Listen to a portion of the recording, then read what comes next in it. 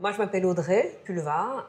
Je préside la Fondation pour la Nature et l'Homme, ex-fondation Nicolas Hulot, pour ceux qui ne connaissent pas cette nouvelle dénomination, qui est une fondation évidemment dédiée à la lutte contre le réchauffement climatique, contre la dégradation de l'environnement et l'effondrement de la biodiversité. Cette fondation, elle est composée d'une trentaine de salariés experts de leur sujet. Elle s'appuie sur l'expertise également d'un conseil scientifique dans lequel on retrouve des sommités des différents sujets, climat, énergie, alimentation, biodiversité, finances vertes, etc. Et donc, à la tête de la fondation, avec les équipes, je pousse des propositions politiques de transformation de la société, de transformation de nos modes de vie, de nos modes de consommation, de nos modes de déplacement, de nos échanges, de notre relation au vivant en général. Et moi, je porte les propositions qui sont formulées par la Fondation et bon, je porte entre guillemets la bonne parole, entre grands guillemets évidemment. Et donc tout naturellement, nous sommes présents pour ce Sortons l'agriculture du salon, puisque nous avons été très impliqués dans les États généraux de l'alimentation. D'ailleurs, les États généraux de l'alimentation, au départ, devaient être un Grenelle de l'alimentation, et c'était une idée de Nicolas Hulot, l'ex-président de la FNH. Ce sont devenus des États généraux de l'agriculture et de l'alimentation. Donc la FNH était très impliquée dans les discussions, dans les ateliers. On a produit énormément de documents, d'études, de propositions. Et bien à l'issue de ces EGA, on en fait la lecture, la critique, pas très satisfait du résultat. Et nous portons beaucoup de propositions en matière de changement des pratiques agricoles, en matière de sécurisation des circuits alimentaires, avec deux préoccupations. La première, c'est de non seulement garantir le revenu, mais les conditions de vie des agriculteurs et leur restituer toute leur fierté de faire ce métier, parce que nous ne sommes pas les ennemis des agriculteurs, bien au contraire.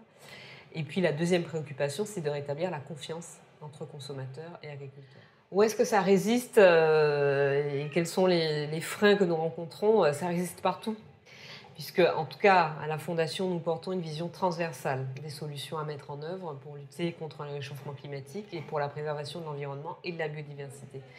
Des solutions transversales, ça veut dire que penser les solutions à mettre en œuvre contre le réchauffement climatique, c'est d'abord penser lutte contre les inégalités, contre les précarités. Puisqu'évidemment, pour ce qui concerne le climat et toutes ses composantes, puisque le climat et la question du réchauffement climatique, c'est une question systémique désormais.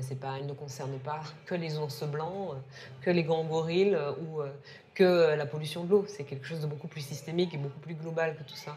Et donc, mettre en œuvre les transformations qu'il nous faut engager, mais de façon extrêmement volontaire, pour au moins freiner le phénomène de réchauffement climatique et nous y adapter, peut-être même pas le mieux possible, mais le moins mal, en ne parlant pas très correctement français, ça veut dire, selon nous, d'abord lutter contre les inégalités, parce que le résultat, les répercussions, l'organisation du réchauffement climatique, pour moi, sont vraiment le symptôme de tous les dérèglements du système capitaliste mondialisé dans lequel nous vivons.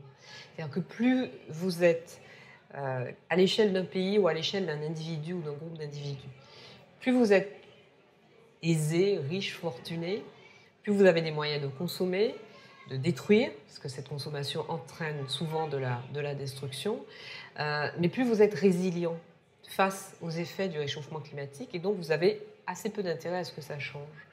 Alors que quand vous êtes dans la moitié inférieure de l'échelle, voire tout en bas de l'échelle, encore une fois que ce soit à la dimension d'un pays ou d'un individu, eh bien, vous avez moins de moyens de consommer, vous détruisez moins la planète, mais vous subissez beaucoup plus l'impact de la destruction. Et en plus, vous n'avez pas votre mot à dire, puisqu'il ne vous a pas échappé que lors des grandes négociations, ce ne sont pas les pays les plus vulnérables qui font pencher la balance de la décision. Donc il nous faut rétablir l'équilibre à ce niveau-là, faire en sorte que sur une planète où il y a déjà aujourd'hui 1 milliard de personnes qui chaque jour ne mangent pas à leur faim, où il y a 3 milliards de personnes qui survivent avec 2 euros par jour, c'est-à-dire quasiment la moitié de la population mondiale, et il nous faut parvenir à inventer une organisation, un système beaucoup plus partageur, beaucoup plus juste, beaucoup plus égalitaire, pour faire face à la question de réchauffement climatique. Ça, ce qui induit, pour ceux qui ont le plus et qui détruisent le plus, de sacrés changements dans leur mode de vie, dans leur mode de consommation, dans leur, encore une fois, leur relation vivant et leur conception de la relation à l'autre, et surtout leur conception de ce qui est important dans une vie. Moi, je dis souvent, parce que j'interviens souvent dans des tables rondes, des conférences, etc., devant des étudiants, des scientifiques, devant des chefs d'entreprise, et je leur dis souvent, mais au fond, il n'y a aucun produit manufacturé qui remplace la relation humaine dans votre vie, ou la relation au vivant. Ça peut être une relation avec un animal, ça peut être une relation avec la nature. Donc, le produit manufacturé, c'est très bien, ça satisfait une pulsion immédiate. On est content, on s'est acheté un nouveau téléphone, on s'est acheté un nouveau jean, on s'est acheté je ne sais quoi, une nouvelle machine à café. C'est une satisfaction immédiate, mais c'est comme un shoot de sucre dans le cerveau, en fait. Très peu de temps après, on a envie d'un autre. C'est le moteur de la société de consommation.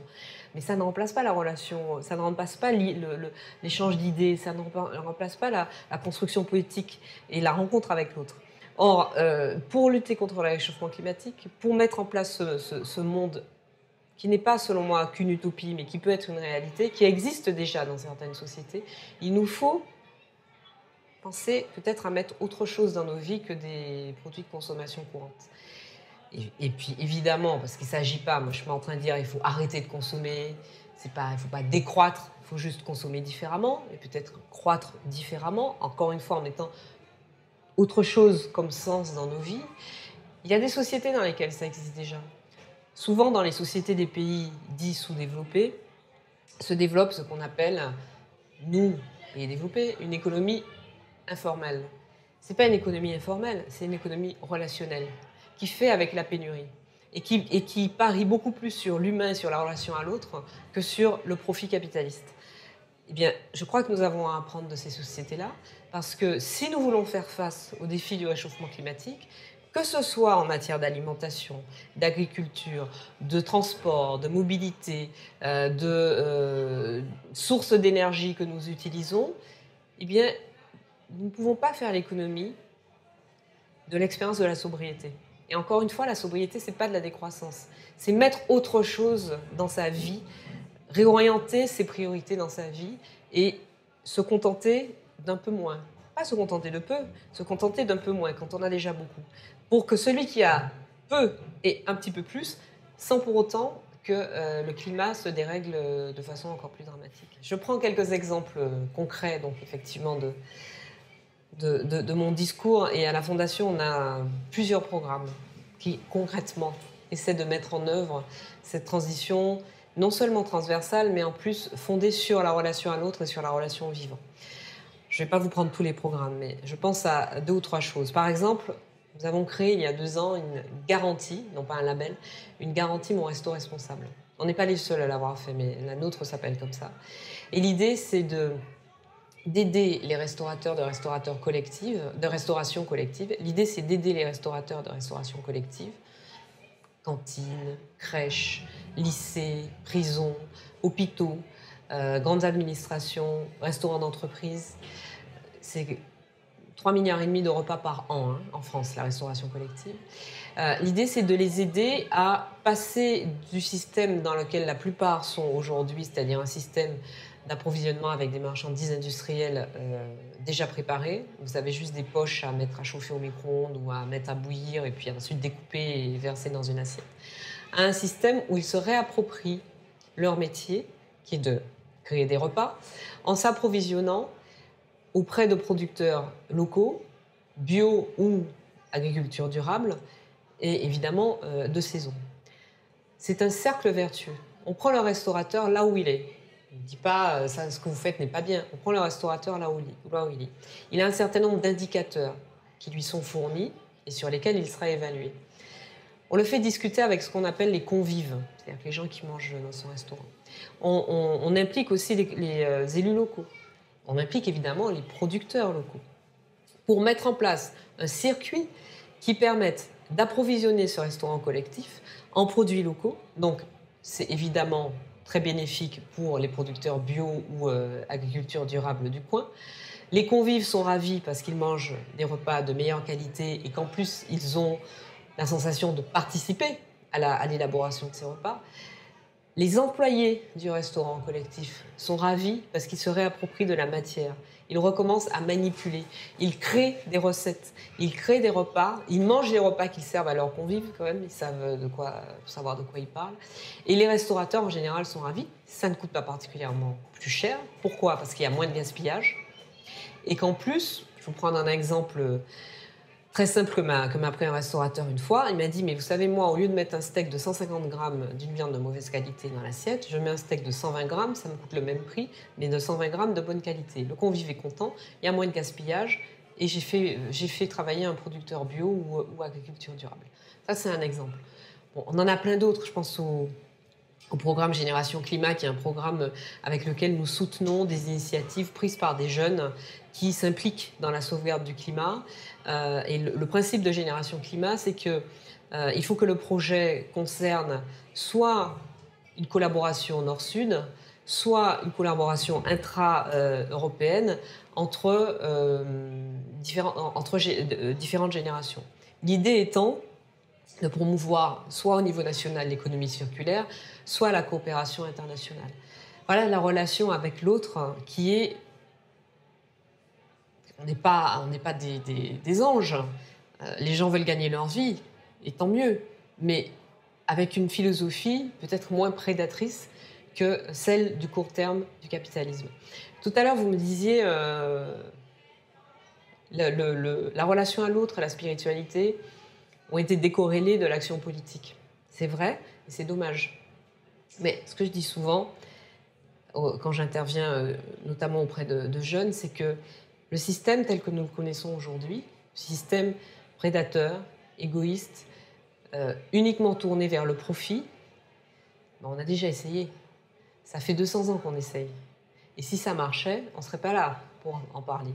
Si ça ne produisait pas plus de pauvreté, plus d'inégalité, plus de dissymétrie entre riches et moins riches, entre pays riches et pays pauvres, si ça ne produisait pas des systèmes complètement absurdes où des pays ont des surplus agricoles à n'en savoir que faire et dans d'autres pays on meurt de faim, eh bien on ne serait pas là pour en discuter.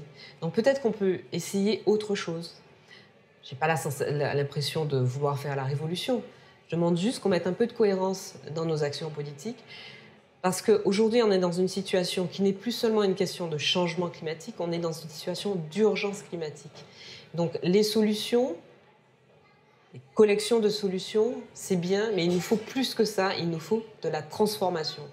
Et la transformation, il faut la mettre en œuvre maintenant. Parce qu'à un moment, on peut continuer comme on fait, comme on fonctionne jusqu'à aujourd'hui, se dire, bon, ben, tant pis pour ceux qui, tant pis pour les autres. Moi, je m'occupe de ma pomme et tant pis pour les autres. Sauf qu'à un moment, ma pomme aussi, elle va subir les conséquences. À un moment, si on continue comme on est aujourd'hui, même les 1% les plus riches, les plus résilients, les plus protégés, subiront l'impact de la situation.